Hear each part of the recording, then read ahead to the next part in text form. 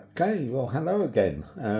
I finally got round to getting some photographs. I've only actually done it this morning to show you how the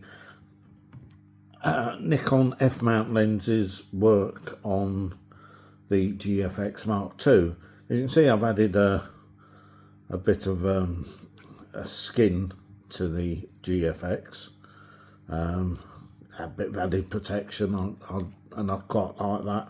It's like a lavary, red and black lavary effect, which I think looks pretty cool.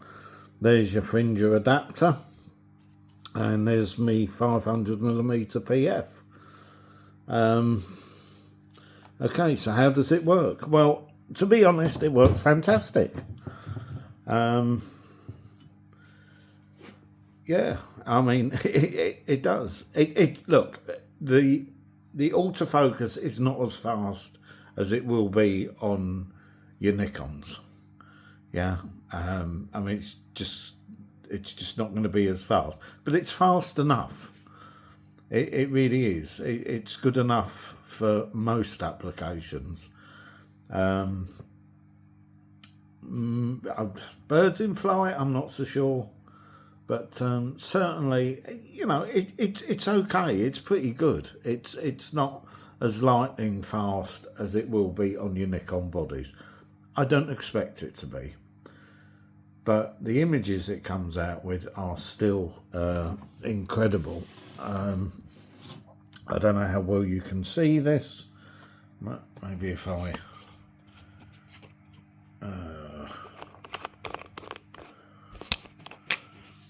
maybe if I do it this way. Now, if I can show you, if we go back one or two here.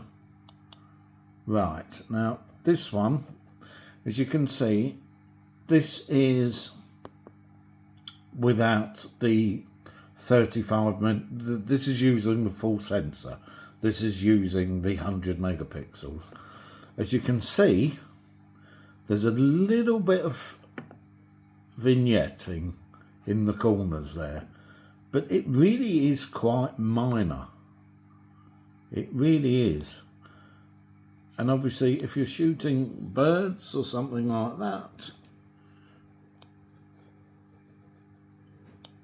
I don't know how well that will show up, but the starling there is really pretty well detailed, and the branches, I mean, it's just incredible. I mean, this was like 100 feet away. Yeah, so it's really quite incredible. If you go to the hang on, let's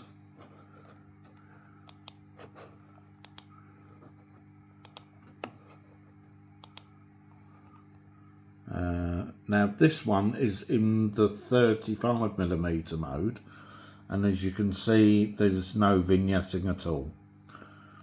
So this is what happens if you put it into the 35mm mode. Then it does eliminate the cropping, the vignetting completely.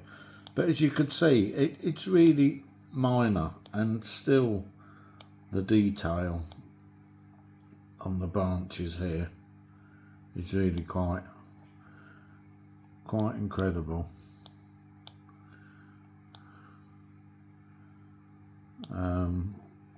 Yeah, I mean, when you get it right, it's so overall the amount of vignetting is really, if you're doing bird photography or wildlife photography, the amount of vignetting it's just, as you could see, it's really tiny in those corners. That's not the one, is that? Here, you see, you can just see it in the corners here. But I mean, it's really small. It's really not very big.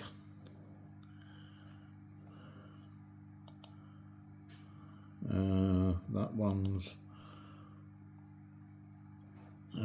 yeah, I mean, it is really, really small. It's quite impressive, really. But it's the way when you zoom in, the detail. Look at the detail on this branch here. I mean, it's just so sharp.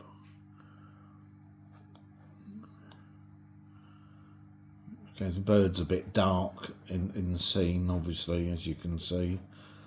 But you know, where the sunlight's, you know, if the sunlight was on the bird, unfortunately it isn't. These are the ones I took earlier. Actually, these come out a bit dark. I had the wrong settings.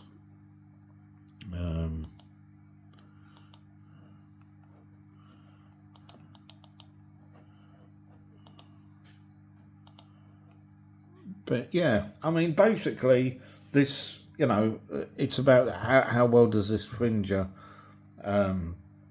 work with the GFX. I mean, it works a treat. I mean, so if you wanted to get into the GFX, don't think that you need to buy GFX lenses. This adapter works excellently well, and it does allow you to be able to use your f-mount lenses, and it works perfectly fine.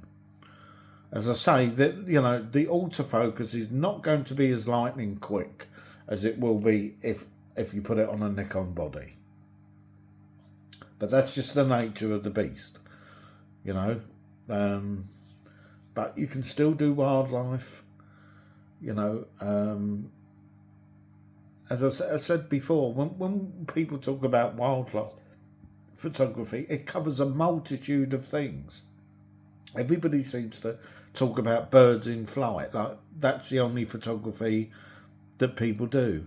I think birds in flight photographs are actually quite boring. They're so overdone now that it's really not anything, you know, that enormous. I mean, look, get yourself a Z50 Mark II to go alongside this, which is probably what I'm going to do. And then if you really think you're going to be using fast-moving subjects, then you've got that. And then for other times, you can use this. Or just use this for, you know, whatever. How, you know, there's many options and choices out there. But the point of the matter is, this fringer does really work very well with your GFX lenses. It works incredibly well. So the only slight downside is that the AF, but that's because this camera's AF autofocusing, although it's far improved from the original versions. You know, I haven't tried to do, but the tracking works as well.